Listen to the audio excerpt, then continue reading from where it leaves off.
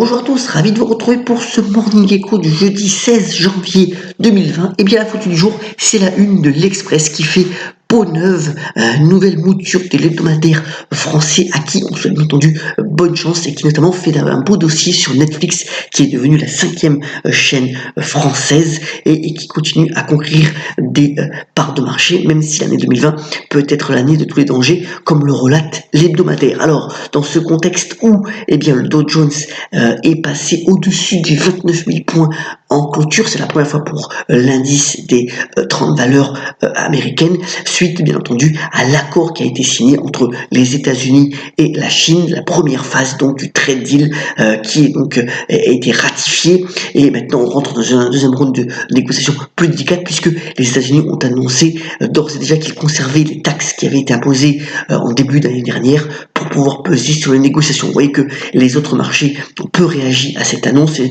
l'Asie est très calme ce matin, tout comme les autres agrégats financiers. Alors, autre point important de la journée avant d'en venir à la thématique du jour, bien c'est la baisse du taux de rémunération du livret A qui passe donc de 0,75% à 0,5%. Alors, Bruno Le Maire fait une interview notamment dans le Parisien ce matin pour inciter bien les épargnants français à diversifier donc leurs sources de placement et notamment sur le marché des actions. Mais quoi qu'il en soit, on voit que maintenant la rémunération du livret A est en dessous de l'inflation et ce depuis 2017. Autre point important aussi relié cette fois-ci dans les échos, bien c'est le fait que les créations d'entreprises ont été en forte hausse en 2019. C'est quand même de bon augure pour la croissance, avec toutefois, il faut nuancer ce point-là, beaucoup de micro-entreprises, micro-entrepreneurs qui se mettent en place pour pouvoir valider ou pas la pertinence d'un modèle ou d'une idée. Mais voilà, c'est quand même de bon augure pour la croissance française, l'entrepreneuriat qui s'installe véritablement comme alternative dans notre pays. Alors, un point aussi intéressant, c'est Lydia. Alors Lydia, c'est l'application de paiement par mobile qui est véritablement plébiscitée par les jeunes. Il faut savoir aujourd'hui qu'un jeune sur 4 entre 18 et 24 ans a l'application et l'utilise au sein de son téléphone mobile. Lydia, pour pouvoir s'étendre à l'international, a levé 40 millions d'euros, dont quelques millions qui ont été investis par le géant chinois Tencent. Et c'est quand même une reconnaissance assez importante pour cette application d'origine bien entendu française et qui aujourd'hui est en forte croissance.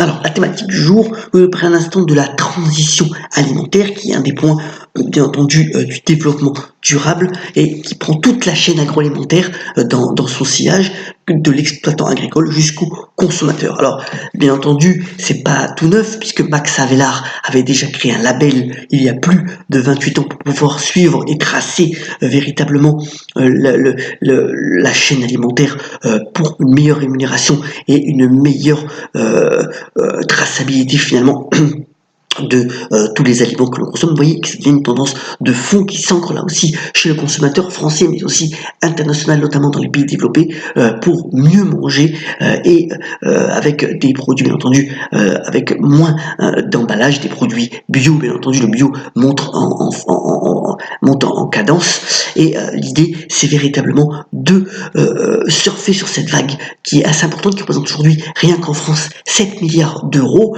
une forte croissance par rapport à 2016 et qui représente presque 10% finalement de le total du chiffre d'affaires, notamment donc des distributeurs alimentaires. Mais véritablement l'idée c'est pour le consommateur d'être mieux informé sur les produits qu'il consomme et ça l'aide finalement à changer son panier d'aliments.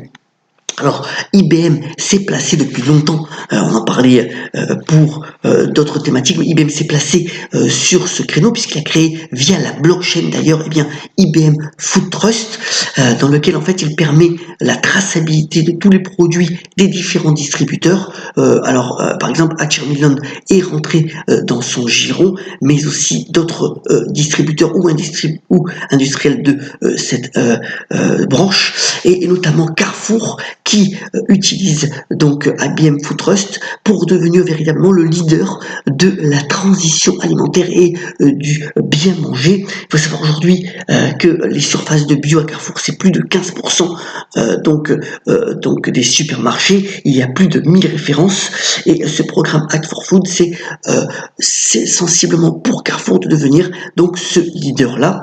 Et notamment, ce qu'on regarde, alors ça a été une initiative qui avait été mise en place déjà depuis plus d'1 an, et bien avec Nestlé et la purée mousseline, qui est une des marques donc du géant suisse, c'est véritablement de pouvoir via le smartphone, et bien avoir toute la traçabilité des pommes de terre jusqu'au produit fini, de savoir comment ça se déroule et d'avoir des informations précises nutritionnelles sur ça en utilisant eh bien cette technologie Food Trust donc créée par IBM.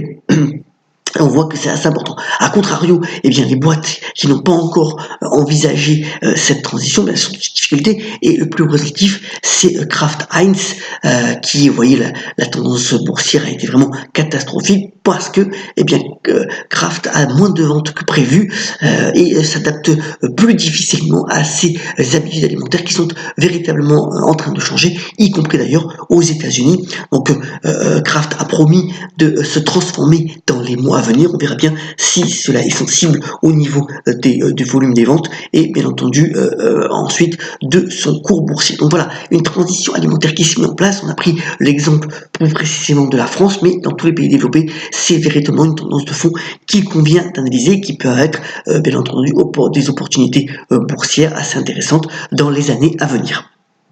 Terminons ce Morning Echo par la citation du jour. Elle nous vient du grand Richard Bohringer, qui a notamment déclaré « Aime la vie, casse-lui la gueule, bouleverse-toi d'elle, elle te donnera des ailes ». J'espère que vous aurez des ailes pour aujourd'hui. Soyez comme d'habitude solidaires et donc ayons cette pêche, notamment grâce à cette citation de Richard Bohringer. Et on se retrouve demain pour un nouveau Morning Echo.